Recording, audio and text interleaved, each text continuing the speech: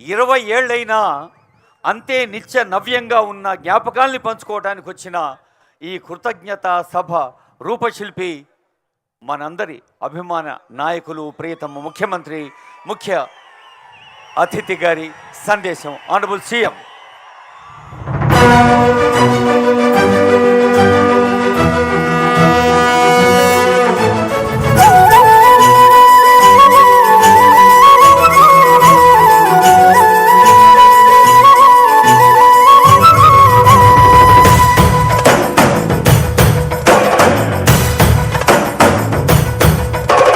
పాలమూరు జిల్లాల కొండరెడ్డిపల్లె కొండరెడ్డిపల్లెలో కొన్నదొక తల్లి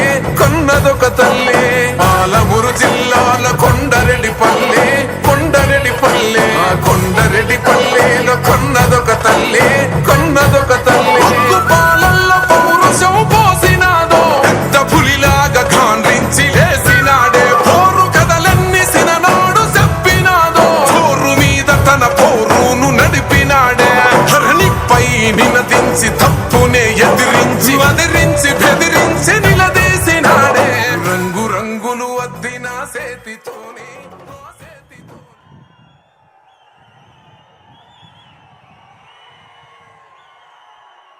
జై కాంగ్రెస్, గట్టిగా జై కాంగ్రెస్. ధన్యవాదాలు మిత్రులారా.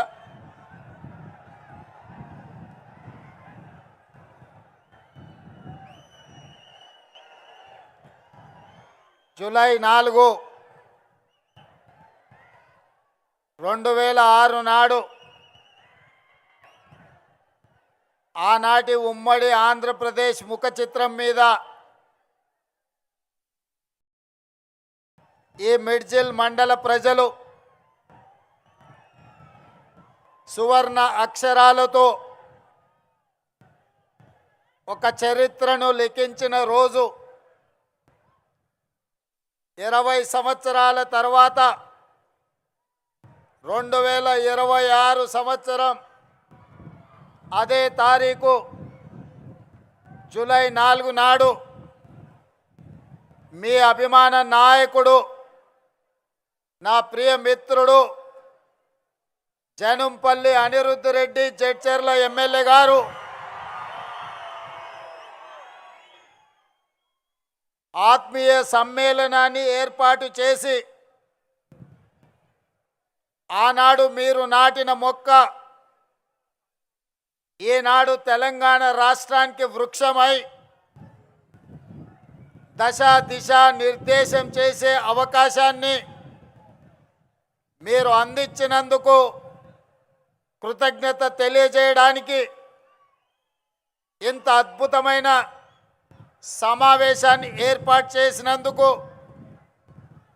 మిత్రుడు అనిరుద్ధును మనస్ఫూర్తిగా అభినందిస్తున్నా.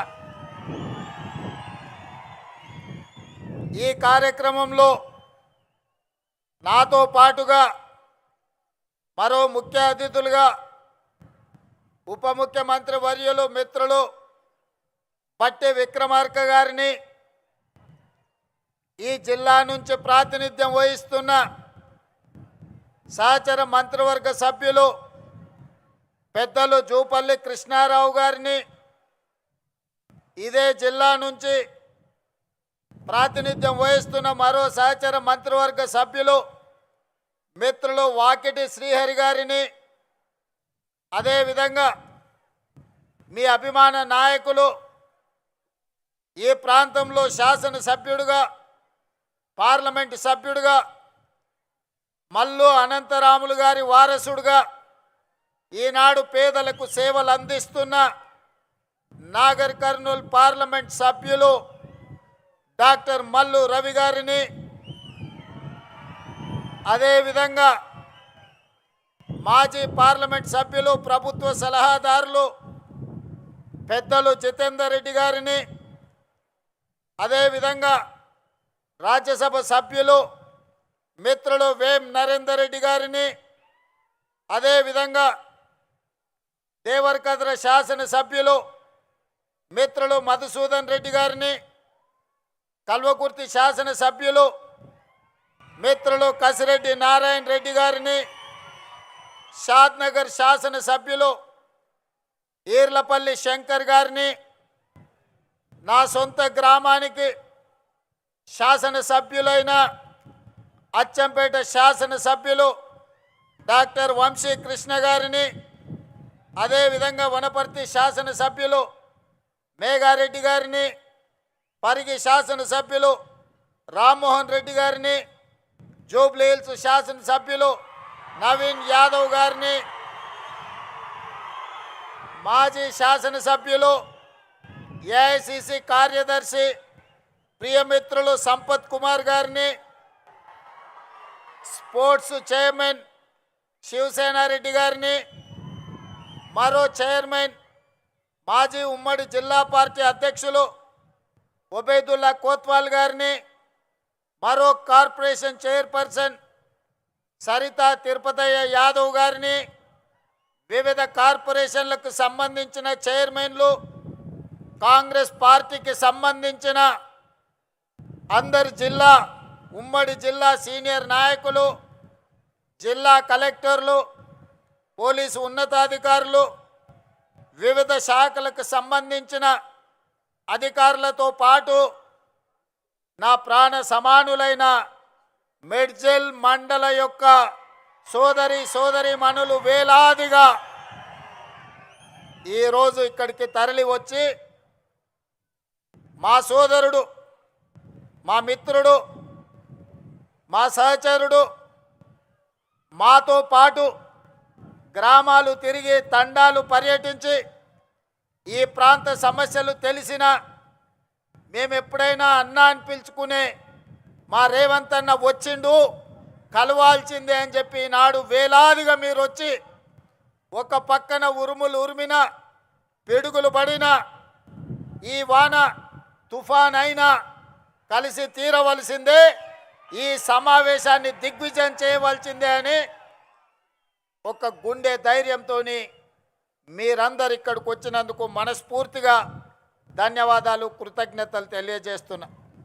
మిత్రులారా, మన ప్రాంతానికి ముఖ్యంగా ఈ మెడ్చల్ మండలం కల్వకుర్తి ప్రాంతానికి, అచ్చంపేట ప్రాంతానికి ఒకనాడు గొప్ప నాయకులు, ఈ జిల్లాకు ఒక గొప్ప నాయకత్వ బాధ్యతను నిర్వహించిన చరిత్ర ఉన్నది. నిజాం సర్కార్ నుండి స్వతంత్రం వచ్చిన తర్వాత హైదరాబాద్ రాష్ట్రానికి మొట్టమొదటి ముఖ్యమంత్రిగా మన జిల్లా బిడ్డ బూర్గుల రామకృష్ణారావు గారు మొదటి ముఖ్యమంత్రిగా మన జిల్లాకే అవకాశం వచ్చింది. వారే కాదు, చిన్న వయసులో దక్షిణ భారతదేశం నుంచే తన వాగ్దాటి పటిమ, తనకున్న అపారమైన జ్ఞానాన్ని పార్లమెంటరీ వ్యవస్థలో ప్రజా సమస్యల మీద స్పందించి దక్షిణ భారతదేశం నుంచే ఉత్తమ పార్లమెంటేరియన్గా అతి చిన్న వయసులో గౌరవించబడ్డ కీర్తిశేషులు జైపాల్ రెడ్డి గారు ఈ ప్రాంతం నుంచే ప్రాతినిధ్యం వహించారు. ఆ జైపాల్ రెడ్డి గారిని రాజకీయాల్లోకి రావాలి, శాసనసభ్యుడిగా పార్లమెంట్ సభ్యుడిగా రాణించాలి, రాష్ట్ర కేంద్ర ప్రభుత్వాలలో ప్రతిపక్షంలో రాణించాలి అని ఆయనకు తోడుండి రాజకీయంగా జైపాల్ రెడ్డి గారి ఎదుగుదలను తన చేతుల మీదుగా నడిపించిన ద్యాప గోపాల్ రెడ్డి గారు మన మండల వాసి, గుడియాన్పల్లి వాసి. వారు జన్మదినం మొన్ననే 100 సంవత్సరాలు పూర్తి చేసుకున్నాం. అదే కాదు, ఒక మహేంద్రనాథ్ ఈ ప్రాంతం నుంచి ఆదర్శంగా నిలబడ్డ గొప్ప నాయకుడు. అలాంటి ద్యాప గోపాల్ రెడ్డి ఈ రాష్ట్రానికి, దేశానికి రాజ్యాంగాన్ని అందించి ఈ దేశంలో ఉన్న పీడితులుగా, తాడితులుగా, దళితులను, గిరిజనులను, ఆదివాసీలను, బలైన వర్గాలను, మైనారిటీలను, మహిళలను పాలితుల నుంచి పాలకులుగా చేసిన డాక్టర్ బాబాసాహెబ్ అంబేద్కర్ యొక్క విగ్రహాన్ని ఈనాడు మనం ఆవిష్కరించుకోవడం జరిగింది. ఈ పర్యటన, ఈ గెలుపు నాది కాదు. చాలామంది రేవంత్ రెడ్డి జడ్పీటీసీగా గెలిచిండు, శాసనమండలి సభ్యుడిగా గెలిచిండు, శాసనసభ్యుడిగా గెలిచిండు, పార్లమెంట్ సభ్యుడిగా గెలిచిండు, ముఖ్యమంత్రిగా గెలిచి ఈరోజు అధికారంలో ఉన్నాడు అని చాలా టీవీలు పేపర్లు రాస్తున్నాయి. కానీ నేను ఒక్క మాట వినయంగా విజ్ఞప్తి చేయదలుచుకున్నా. జూలై 4, 2006 నాడు గెలిచిన గెలుపు నాది కాదు, ఈ మిడ్జిల్ మండల ప్రజలది. ఈ మిడ్జిల్ గెలుపు అని నేను ఈ సందర్భంగా చెప్పదలుచుకున్నా. ఎందుకంటే నేను జడ్పీటీసీగా నామినేషన్ వేసేటప్పటికి ఈ మండలం కానీ ఈ గ్రామాలు కానీ ఇక్కడ ప్రజలతో నాకు పెద్దగా పరిచయం లేదు. నా గ్రామం ఒంగూరు మండలం కొండారెడ్డిపల్లి అచ్చంపేట శాసనసభ నియోజకవర్గం. ఆనాడు మిత్రుల సూచన మేరకు ఈ మిడ్చల్ మండలంలో జిల్లా పరిషత్ మెంబర్గా ఇండిపెండెంట్ సభ్యుడిగా నేను ఇక్కడ పోటీ చేయడం జరిగింది. ఆనాడు కప్పు శాసర్ గుర్తు ఎన్నికల్లో కేటాయించారు. కానీ అదే ఇక్కడ డాక్టర్ వైఎస్ రాజశేఖర రెడ్డి గారు మిత్రుడు రబ్బానీని జడ్పీటీసీ సభ్యుడిగా పెట్టి జిల్లా పరిషత్ చైర్మన్ చేయడానికి ఒక కాంగ్రెస్ సీనియర్ నాయకుడిని జిల్లా పరిషత్ చైర్మన్ కాగలిగిన అభ్యర్థిని ఇక్కడ ఎన్నికల్లో పెట్టినా ఆనాడు మీరేం ఆలోచన చేసిండ్రో, ఆనాడు ఎందుకు మీరందరూ ఉప్పెనై నిర్ణయం తీసుకున్నారో, ఆనాడు ఒక యువకుణ్ణి మొదటిసారి మీ గ్రామాలకు మీ ఇంటికి వచ్చిన ఒక యువకుని జిల్లా పరిషత్ మెంబర్గా మీరు ఆశీర్వదించిండ్రు అని అంటే మీ ఆలోచనలు మీ నిర్ణయం గొప్ప నిర్ణయం అని చెప్పి ఈరోజు నిరూపించబడ్డది. అందుకే ఆనాడు గెలుచుంటే మిత్రుడు రబ్బాని జిల్లా పరిషత్ చైర్పర్సన్ అయి ఉండేవాడని ఇంతకుముందు మా మిత్రుడు బట్టి విక్రమార్క గారు నాకు గుర్తు చేసింది. నేను ఉప ముఖ్యమంత్రి గారికి ఒక సూచన చేస్తున్నా. నా వల్ల ఎవరికైనా ఎంతో కొంత సాయం కావాలి, నా వల్ల ఊరుకు మండలానికి ప్రయోజనం చేకూరాలి, నా వల్ల ఎవరికి నష్టం కష్టం రాకూడదనేదే నా ఆలోచన, నా ఆశయం. అందుకే ఉప ముఖ్యమంత్రి గారికి, జడ్చర్ల శాసనసభ్యుడికి, పార్లమెంట్ సభ్యుడు మల్లు రవి గారికి ఒక విజ్ఞప్తి చేస్తున్నా. ఆనాడు నా మీద ఓడిన రబ్బానికి ఈనాటి ప్రభుత్వంలో ఒక మంచి బాధ్యత ఇవ్వండి. ఎందుకంటే సర్పంచ్గా, సింగిల్ విండో చైర్మన్గా, బ్లాక్ కాంగ్రెస్ ప్రెసిడెంట్గా ఈ ప్రాంత ప్రజలకు దాదాపుగా 35 సంవత్సరాలు రబ్బాని సేవలు అందించండు. మరి ఆనాడు అనుకోని పరిస్థితుల్లో రబ్బాని గారు ఓటమి చెందిరు, నేను గెలిచిన. మరి ఈనాడు మీరు నేను అతనికి అవకాశం ఇవ్వడానికి మన చేతిలో బాధ్యత ఉన్నది. అందుకే మీరు బాధ్యత తీసుకోవాల్సిందిగా మా ఉప ముఖ్యమంత్రి వర్యులు బట్టి విక్రమార్క గారికి నేను సూచన చేస్తున్నా. అదేవిధంగా మిత్రులారా, ఆనాడు జడ్పీటీసీగా నాతో పాటు పనిచేసిన ఎంపీటీసీలు, సర్పంచులు వాగులు దాటడానికి వాగుల్లో ఇసుక దొంగలిస్తుంటే వాగులు దాటేటప్పుడు మనుషులు కొట్టుకుపోయి చచ్చిపోయినారు. చాలా గ్రామాలకు రోడ్లు లేవు, చాలా గ్రామాలలో అభివృద్ధి లేదు. ఆనాడు ఉమ్మడి మహబూబ్ నగర్ జిల్లాలో ఈ మిడ్చల్ మండలాన్ని, అదేవిధంగా గద్వాల శాసనసభ నియోజకవర్గంలో గట్టు మండలాన్ని డార్క్ మండలాలుగా ప్రకటించారు.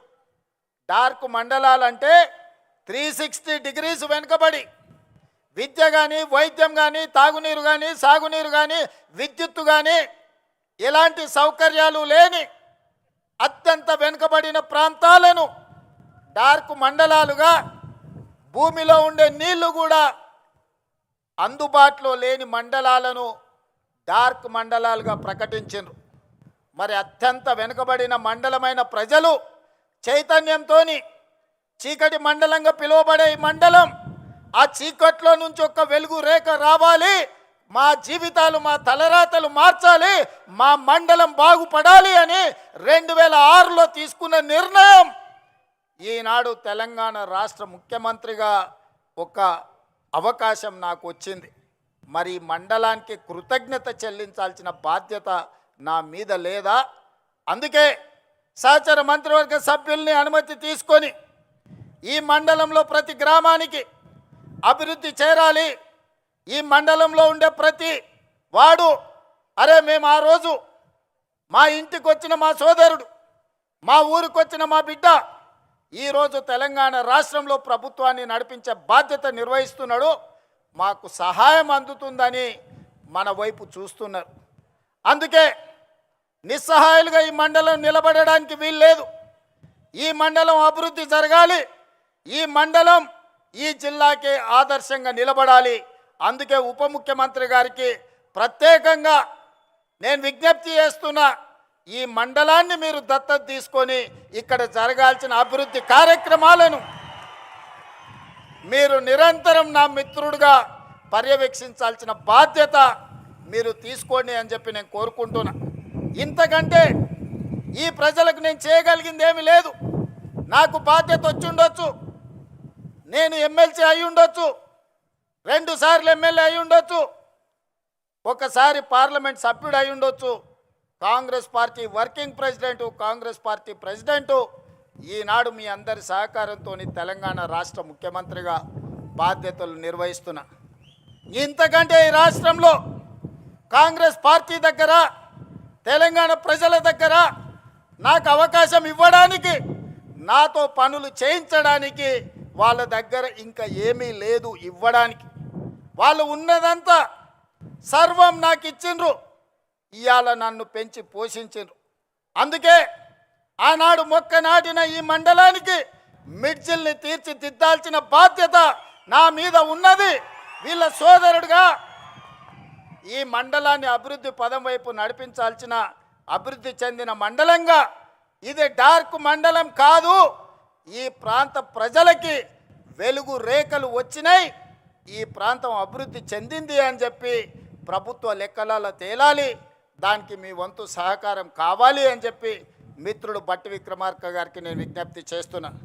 మిత్రులారా, మీరు ఆలోచన చేయండి.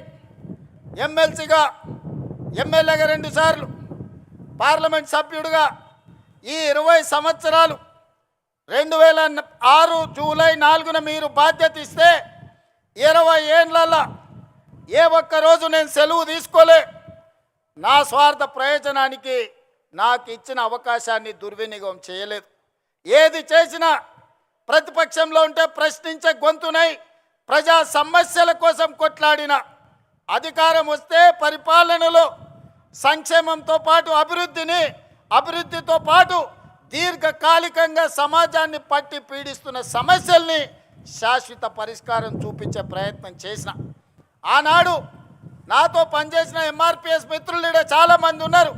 40 సంవత్సరాల వర్గీకరణ రావణ కష్టాన్ని నాకు అవకాశం వచ్చిన వెంబడే ఈరోజు మాదిగ ఉపకులాల వర్గీకరణ చేయడం జరిగింది.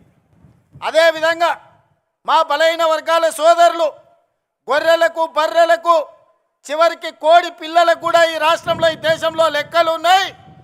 మరి 50% ఉండే మా బలహీన వర్గాల లెక్కలు ఈ దేశంలో ఎందుకు పెట్టరు, ఎందుకు లెక్క గట్టరు అని అడిగితే 100 ఏండ్ల సమస్య. ఆనాడు 1931 బ్రిటిషర్స్ లెక్క పెడితే 100 ఏళ్ల బలహీన వర్గాల లెక్కలు పెట్టిన ప్రభుత్వమే లేదు. మా మిత్రుడు బట్టి విక్రమార్క గారి నేతృత్వంలో 100 ఏళ్ల సమస్యకు జనగణనలో కులగణన చేసి ఎవరు ఎంతున్నారో లెక్క తేల్చడమే కాదు, లెక్క ప్రకారం వాళ్ళ వాటాలు వాళ్ళకి ఇవ్వాలి, వాళ్ళ సంక్షేమం, వాళ్ళ అభివృద్ధి వాళ్ళకి చేర్చాలి అని ఆ సమస్యకు శాశ్వత పరిష్కారం చూపించింది మన ప్రభుత్వం, ప్రజా ప్రభుత్వం. మిత్రులారా, మీరు అవకాశం ఇచ్చినందుకు ఈ దీర్ఘకాలికమైన సమస్యల్ని మనం పరిష్కరించుకోగలిగినాం. చాలామంది ఏం చేస్తాడయ్యా, అచ్చంపేట అడవుల్లో నుంచి వచ్చిండు, ఆయన గతం అనుభవం లేదు, ఆయన ప్రభుత్వాన్ని నడపలేదు, వాళ్ళ తాత ముత్తాతలు దొరలు కాదు, వాళ్ళ గడీలు లేవు, ప్రజల మీద పెత్తనం చెలాయించేది ఆయనకు రాదు అని అవహేళన చేసిరు. నేను ఒక్క మాట చెప్పదలుచుకున్న ఈ వేదిక మీద నుంచి, నేను పుట్టింది గ్రామంలో అన్ని కులాలు, అన్ని మతాలను, అన్ని సమస్యల్ని, ప్రతి పేదవాడి కష్టాన్ని చూసుకుంటూనే నేను పెరిగిన. వ్యవసాయం తెలుసు, దుక్కి దున్నడం తెలుసు, ఇత్తనం వేయడం తెలుసు, భూమికి విత్తనానికి ఉన్న బంధం ఏందో పేదవాడికి, పరిపాలన చేసేవాడికి ఉండవలసిన అవగాహన ఏదో అవగాహనతోని గ్రామీణ ప్రాంతంలో పెరిగిన. రాష్ట్రం అంటే దేశం అంటే ఎక్కడో లేదు, గ్రామాల సమూహమే తెలంగాణ రాష్ట్రం. 12,000 పైచలకు గ్రామ పంచాయతీలు అంటేనే తెలంగాణ రాష్ట్రం. 6 లక్షల పైగా ఉండే ఈ మొత్తం ఈ దేశంలో అన్ని గ్రామాలు చిన్న చిన్న పల్లెలు కలిస్తేనే ఈరోజు భారతదేశం. సమస్యలు ఎక్కడుంటాయి, సమస్యలు ఎక్కడ పరిష్కరించాలి, ఈ అవగాహన గడీలలో ఉన్న దొరలకు లేకపోవచ్చు. గ్రామంలో సమస్యలు పరిష్కారం అయితే మండలం పరిష్కారం అయినట్టే, మండలంలో సమస్యలు పరిష్కారం అయితే నియోజకవర్గంలో పరిష్కారం అయినట్టే, నియోజకవర్గాలలో పరిష్కారం అయితే జిల్లాలో పరిష్కారం అయినట్టే, జిల్లాల సమస్యలు పరిష్కారం అయితే రాష్ట్ర సమస్యలు పరిష్కారం అయినట్టే, అన్ని రాష్ట్రాలలో సమస్యలు పరిష్కారం అయితే దేశం అభివృద్ధి చెందినట్టే. ఇప్పుడు చెప్పండి మిత్రులారా, కొండారెడ్డిపల్లిలో దళితులు, గిరిజనులు, బలహీన వర్గాలు, మైనారిటీలు, మహిళలు, పేదవాడి మధ్యలో పెరిగిన నేను, పేదల సమస్యలు తెలిసిన నేను ఆ సమస్యకు పరిష్కారం కనిపెట్టలేనా? పరిపాలన నేను అందించలేనా? పాలమూరు బిడ్డలు పరిపాలనకు పనికిరారా?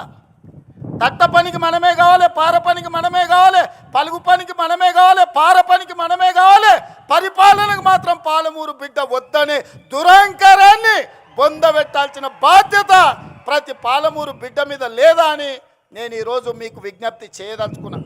మిత్రులారా, అహంకారానికి కూడా అద్దు ఉంటుంది, అహంభావానికి కూడా ఒక అవకాశం ఉంటుంది. అహంకారం, అహంభావం పెట్టేగిపోయి గద్దరన్నను గడీల ముందల 4 గంటలు ఎర్రటెండ కూర్చోబెట్టినోని ఇవాళ మనం క్షమించాలనా?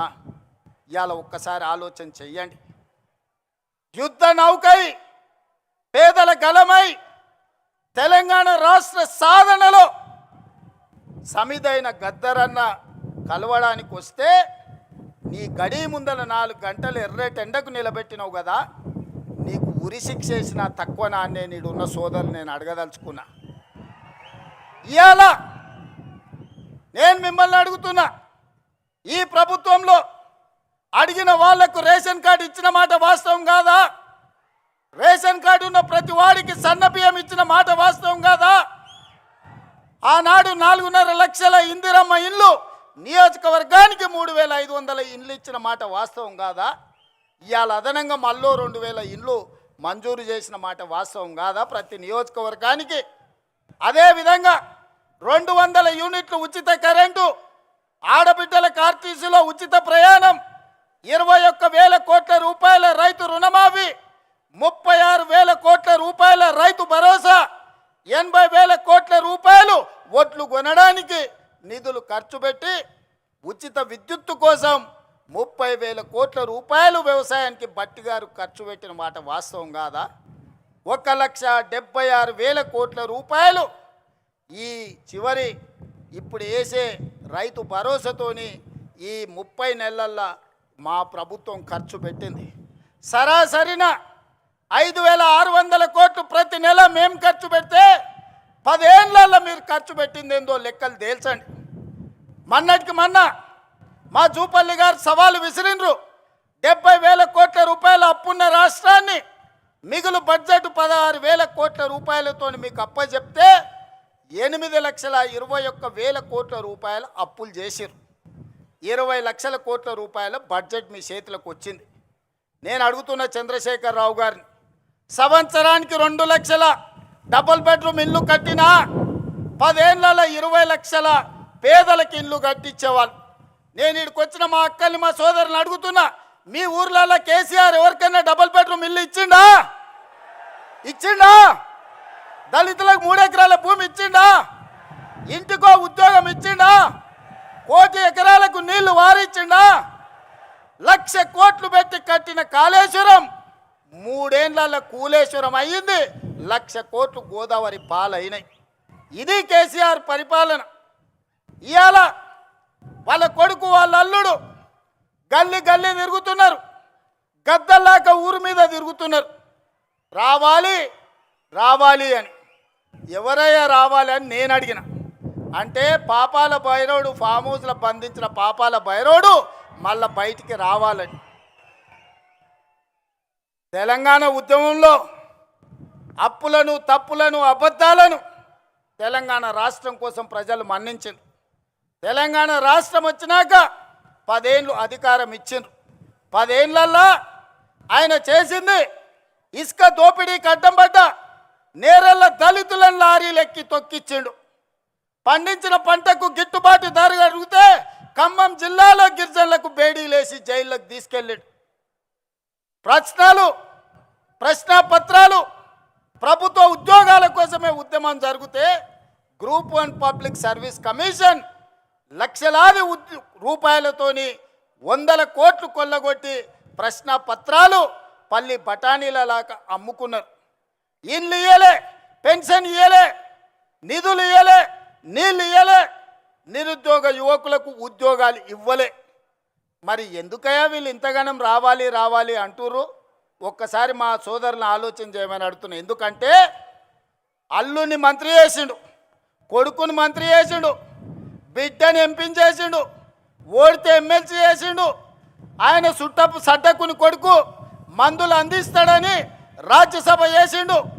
వాళ్ళ చుట్టాలని దయాకర్రావును, వినోదరావును, కృష్ణారావును కావాల్సిన వాళ్ళందరినీ మంత్రులను చేసిండు. ఓడిపోతే ప్రభుత్వ సలహాదారులను చేసిండు. అందుకే వాళ్ళు తాపత్రపడుతురా, గుండెలు బాదుకుంటున్నారు, రావాలి రావాలి మా పాపాల భైరవుడు రావాలి అని. ఆ పాపాల భైరవుడు నీకు టీవీ ఇచ్చిండు చూపించుకోవడానికి, రాసుకోవడానికి పేపర్ ఇచ్చిండు, అబద్ధాలు చెప్పడానికి వినడానికి భజన పరులను ఇచ్చిండు. అందుకోసం వాళ్ళు రావాలంటారు. మరి నేను అడుగుతున్నా, ప్రజాపాలన ఎందుకు పోవాలి? మా యువకులకు నేను సూచన చేస్తున్నా, పెళ్ళికి పోయినా, సావుకు పోయినా, దావత్కు పోయినా, బీర్ షాప్కి పోయినా, బార్ షాప్కి పోయినా, కళ్ళు దుకాణానికి పోయినా, ఏడికి పోయినా చర్చ పెట్టుర్రు. ఈ ప్రజాపాలన పోవాలి ఎందుకు? ఫామ్ హౌస్లో బందీ అయిన పాపాల భైరవుడు రావాలి ఎందుకు అని చర్చ పెట్టుర్రు. ప్రజాపాలన ఎందుకు పోవాలి? రేషన్ కార్డు ఇచ్చినందుకు పోవాలనా? సన్నబియ్యం పెట్టినందుకు పోవాలనా? ఇందిరమ్మ ఇల్లు ఇచ్చినందుకు పోవాలనా? ఉచిత కరెంట్ ఇచ్చినందుకు పోవాలనా? రైతు రుణమాఫీ చేసినందుకు పోవాలనా? రైతు భరోసా చేసినందుకు పోవాలనా? వరి వేస్తే ఉరేసుకున్నట్టే అన్న ఆ దుర్మార్గుడు చెప్తే 2,88,00,000 మెట్రిక్ టన్నుల ఒట్లు పండిస్తే చివరి గింజ వరకు కొని 80,000 కోట్ల రూపాయలు చెల్లించినందుకు ప్రజాపాలన పోవాలనా? డ్రగ్స్ అమ్మేటోళ్ళను, గంజాయి అమ్మేటోళ్ళను బొక్కల పెట్టి మక్కలు ఇరగొట్టినందుకు ప్రజాపాలన పోవాలనా? మీరు వస్తే ఏం చేస్తారే? ఫామ్ హౌస్లలో అమ్మిన గంజాయి డ్రగ్స్ ఇవాళ రైతు బజార్లలో పెట్టి అమ్ముతారా? ఏం చేస్తారు మీరు? ఏం చేయనీకి రావాలి? ఏం అన్యాయం చేసినామని ప్రజాపాలన పోవాలి. ప్రజలు ఎన్నుకున్న ప్రభుత్వం, ప్రజలు కోరుకున్న ప్రభుత్వం, ప్రజలు ఆశీర్వదించిన ప్రభుత్వం, ప్రజల కోసమే పనిచేస్తున్న ప్రభుత్వం పోవాలని ఎందుకంటున్నారా అంటే వాళ్ళ సంపాదన ఆగిపోయింది, వాళ్ళ దోపిడీ ఆగిపోయింది, వాళ్ళ దొంగతనాలు ఆగిపోయినాయి. వాళ్ళతో పాటు దోపిడీ చేసిన అధికారులను నిన్న మొన్న ఒక్కనొక్కరిని చూస్తే 100, 200, 300 కోట్ల రూపాయలు సంపాదించిన వాళ్ళు ఇవాళ ఏసీ బోలకు పట్టుబడుతురు. ఎక్కడదా ఈ సొమ్ము? ప్రజలను దోసుకున్నది కాదా? గజ్వేల్ ఎర్రవల్లిలో 1000 ఎకరాల ఫామ్ హౌస్ ఎక్కడి నుంచి వచ్చింది? నీ తాతలు ముత్తాతలు ఇచ్చిందా? 4 కోట్ల తెలంగాణ ప్రజలని దోసుకున్నదా? నీ కొడుకు జన్వాడల 100 ఎకరాల ఫామ్ హౌస్ వచ్చింది. నీ అల్లుడు హరీష్ రావుకు 50 ఎకరాలు మోయినాబాద్ల ఫామ్ హౌస్ వచ్చింది. నీ బిడ్డ కల్వకుంట్ల కవితకు శంకర్పల్లిల 25 ఎకరాల ఫామ్ హౌస్ వచ్చింది. నీ సడ్డకుని కొడుకు సంతోష్రావు లెక్కలైతే ఇక చెప్పేటట్టనే లేదు. ఎక్కడికి వెళ్ళి వచ్చిన ఈ 10 ఏళ్ళ? ఎక్కడివి ఆస్తులు? ఏడ సంపాదించారు? ఏం వ్యాపారం చేసిర్రు? ఎక్కడి నుంచి వచ్చిన ఈ సంపద, ఈ వజ్ర వైదూర్యాలు, ఈ బెంజు కార్లు ఎక్కడి నుంచి వచ్చినాయి? తెలంగాణ అప్పుల పాలైంది, రైతులు ఆత్మహత్యలు చేసుకుంటున్నారు, నిరుద్యోగ యువకులకు ఉద్యోగాలు రాలేదు. మా ఆడబిడ్డలు బతుకమ్మ చీరలు ఇస్తే కూడా అందులో కమిషన్లు కొడితే ఆ చీరలు తీసుకుపోయి పొలాల కాడ పిట్టలను బెదిరియనికే కట్టే పరిస్థితి. దుర్మార్గుడా, నీచుడా, బతుకమ్మ చీరలు ఆడబిడ్డలకి ఇచ్చే చీరలు కూడా వదలలేదు నీ దోపిడీకి. అందుకోసం నువ్వు రావాలనా? నువ్వు రాష్ట్రాన్ని 8,21,000 కోట్ల రూపాయల అప్పుల పాలు చేసినావు కదా. మరి మీరు 1,00,000 కోట్ల అధిపతులు ఎట్లయిరో లెక్క చెప్పమని నేను అడుగుతున్నా. అడగమని మా సోదరులను అడుగుతున్నా. మా జంజీ పిల్లల్ని నేను చెప్తున్నా. మీరు ఆలోచన చేయండి. 10 ఏళ్లలో 1,00,000 కోట్లు కేసీఆర్ ఎట్లా సంపాదించిండు? 8,21,000 కోట్లు తెలంగాణకు అప్పులు ఎట్లా మిగిలినాయి? ఆస్తులు ఐశ్వర్యాలు కేసీఆర్కి ఎట్లొచ్చినాయి? అప్పులు తప్పులు మనకెట్లొచ్చినాయి? ఒక్కసారి ఆలోచన చేయండి. ఈ అప్పులు తప్పులు చేసినాడు మళ్ళీ వస్తే ఇంత ఉందే మా అనిరుద్ధ్ చెప్పిండు. ఎందుకయ్యా వాడు వచ్చేది? నేను నా భార్య మాట్లాడుకుంటూ వింటాడా? వాడు అసలు మనిషా పశువా అని అడుగుతుండు. మా అమ్మ మా కోడలతోనో లేకపోతే మాతోనే మాట్లాడుకుంటే గాజోలి కూడా వింటాడా అనే గింతకంటే దుర్మార్గుడు ఎవడని ఉంటాడా అని మా ఎమ్మెల్యే అడుగుతున్నాడు. నేను అడగదలుచుకున్నా. రాజకీయ నాయకుల మాటలు విన్నాడంటే అర్థం ఉంది, అధికారుల మాటలు విన్నాడంటే వానికి అక్కడికి వచ్చిందేమో అనుకున్నాం. ఆడబిడ్డల మాటలు వినేటోడు వాడు అసలు మనిషేనా? ఒక్కసారి ఆలోచన చేయండి. ఒక్కసారి ఆలోచన చేయమని మా అక్కల్ని అడుగుతున్నా. ఇవాళ మా ఇందిరమ్మ చీరలు ఇస్తే పండుగ పూట నాడు చీర పెడితే మా తమ్ముడు సారె పెట్టిండని మా అక్కలందరూ కట్టుకొని ఆశీర్వాదానికి వచ్చారు. మా అక్కల్ని అడుగుతున్నా, మీ ఇంటాయనతో మీరు మాట్లాడుకుంటే ఎవడన్నా మీ ఫోన్ వింటే ఎంత బాధ అవుతుందో ఒక్కసారి ఆలోచన చేయరు. ఇవాళ మన ఫోన్ లేననికి రావాలనా? ఎందుకు రావాలి? ఆయన ఉద్యోగం ఇచ్చిర్రు కదా ఎమ్మెల్యేగా, అసెంబ్లీకి మాత్రం రాడంట, ప్రజల తరఫున మాట్లాడాడంట, ప్రజా సమస్యల గురించి ప్రస్తావించాడంట. అధికారంలోకి వస్తే మాత్రం దోసుకోవడానికి వస్తాడంట, దొంగతనం చేయడానికి వస్తాడంట. అందుకే నేను మొన్న చెప్పినా ఇవాళ చెప్తున్నా, అరుంధతి సినిమాలో పశుపతిని ఎట్లయితే బూత్ బంగళాలో బంధించిన గొలుసులు పెట్టి ఈ పాపాల బైరోడుని ఫామ్ హౌస్లో 4 కోట్ల తెలంగాణ ప్రజలు గొలుసులేసి కట్టేసిండ్రు. అక్కడే కుంగి కృషించి పోవాలి తప్ప అధికారం అనేది మీకు కలలో మాట. ఏదైనా ఉందంటే అది మీకు గతమే, ఇక మీకు భవిష్యత్తు లేదు. మీ భవిష్యత్తు శాశ్వతంగా ముగింపు పలికినరు తెలంగాణ ప్రజలు. అందుకే మిత్రులారా, చివరగా మా మిర్జిల్ మిత్రులకు ఒక్క మాట చెప్పదలుచుకున్నా. నేను ఏమిచ్చినా చివరికి నా ప్రాణం ఇచ్చినా కూడా తక్కువనే మిర్జిల్ మండలానికి. నిధులు పెద్ద విషయం కాదు. ఇవాళ నాకు దక్కిన గౌరవం ఈ మండలం, ఈ జిల్లా, ఈ రాష్ట్రం, ఈ దేశంలోనే కాదు ప్రపంచంలో. ఇవాళ మెస్సీతో ఫుట్బాల్ ఆడినా, ప్రపంచంలో మన గలం వినిపించినా, ఆనాడు మీరు నాటిన మొక్కనే ఈనాడు పెద్దదై ఈరోజు బాధ్యత నిర్వహిస్తున్నది. ఈ బాధ్యతను కొనసాగించడానికి నిండు మనసుతో మీరు ఆశీర్వదించండి. నేను చేయాల్సిన పనులు ఉన్నాయి. ఈ వలసల జిల్లాను ఈరోజు అభివృద్ధి పథం వైపు నడిపించాల్సిన బాధ్యత నా మీద ఉన్నది. చేయాల్సిన పనులు మిగిలి ఉన్నాయి. ఆనాడు పండిత్ జవహర్లాల్ నెహ్రూ గారు ఏదైతే ప్రాధాన్యత పెట్టుకున్నాడో ఎడ్యుకేషన్ అండ్ ఇరిగేషన్, ఈ జిల్లాలో ప్రతి ఎకరాకు నీళ్ళు ఇచ్చే వరకు, ఈ జిల్లాలో ఉండే ప్రతి పేదవాడికి విద్యను అందించి ఉద్యోగ ఉపాధి అందించే వరకు నేను మీకు సేవ చేస్తూనే ఉంటా. ఆనాడు 94 నుంచి 2004 వరకు 2 సార్లు తెలుగుదేశం అధికారం ఉంది. 2004 నుంచి 2014 వరకు doctor YS Rajasekhar Reddy Congress party అధికారంలో ఉండే. 2014 నుంచి 2024 వరకు బీఆర్ఎస్ అధికారంలో ఉన్నది. ఇవాళ చెప్తున్నా, నా ఆత్మ బంధువులైన మిర్జుల ప్రజల మధ్య నుంచి రాబోయే 2024 నుంచి 2034 వరకు ప్రజాపాలన ఉంటుంది. ప్రజలకు సేవలు అందిస్తుంది. ఆనాడు జెడ్పీటీసీ అయితా అంటే మీరు నన్ను జెడ్పీటీసీని చేసిరు. నేను ఎమ్మెల్సీ కావాలంటే మీరు ఆశీర్వదించి జిల్లా ప్రజలు ఎమ్మెల్సీ చేసిరు. తెలవని కొడంగల్కి వెళ్తే 2 సార్లు ఎమ్మెల్యేని చేసిరు. అక్కడ కష్టం వస్తే మల్కాజ్గిరి పార్లమెంట్లో ఎంపీని చేసిరు.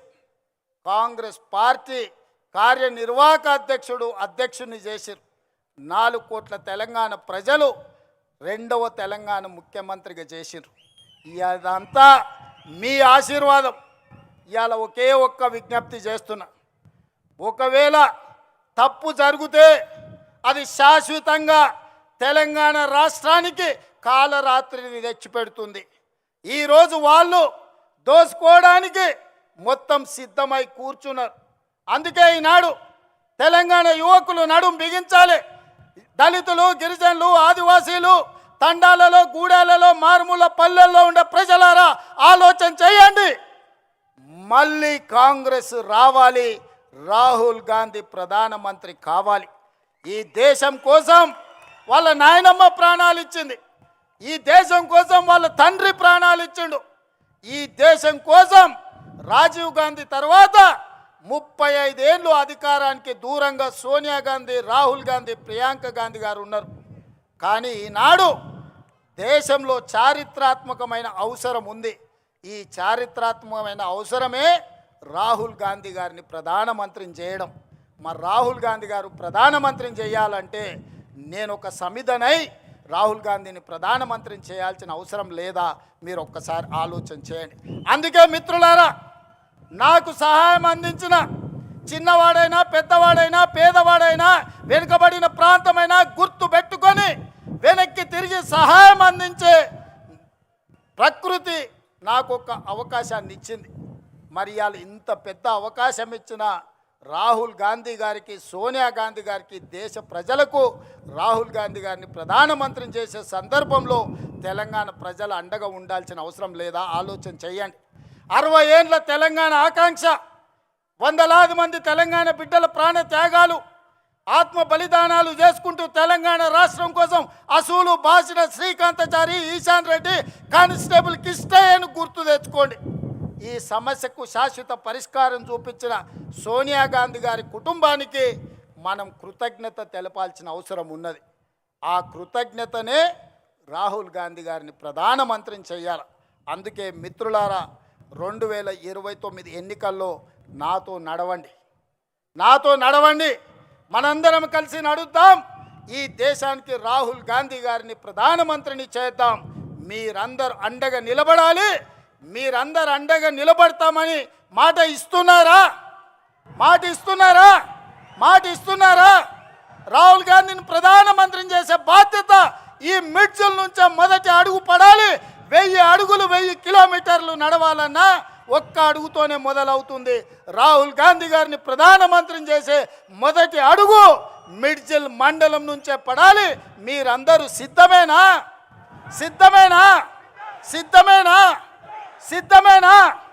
వేదిక మీద ఉన్న మా సోదరులు సిద్ధమైతే అందరూ లేచి నిలబడి పిడికిలు ఎత్తండి. జై కాంగ్రెస్, జై కాంగ్రెస్, జై సోనియమ్మ, జై సోనియమ్మ. ధన్యవాదాలు మిత్రులారా.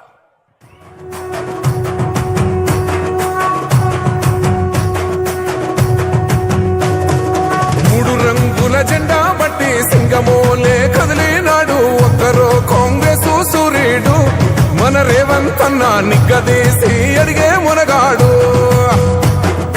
వీడు భూమిన వానైతాడు, బీద సాదల ధైర్యం వీడు, దొంగ దొరల భరతం పడతాడు.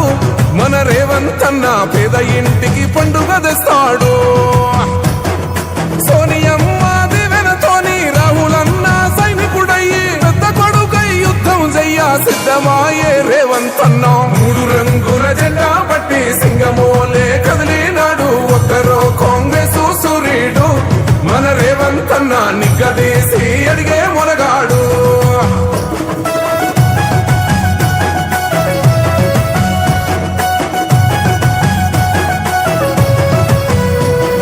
దాడులెన్ని జరిగిన గాని దడువలేదు రేవంత్ అన్న, గంతకంతా ఎత్తుకు ఎదిగాడు.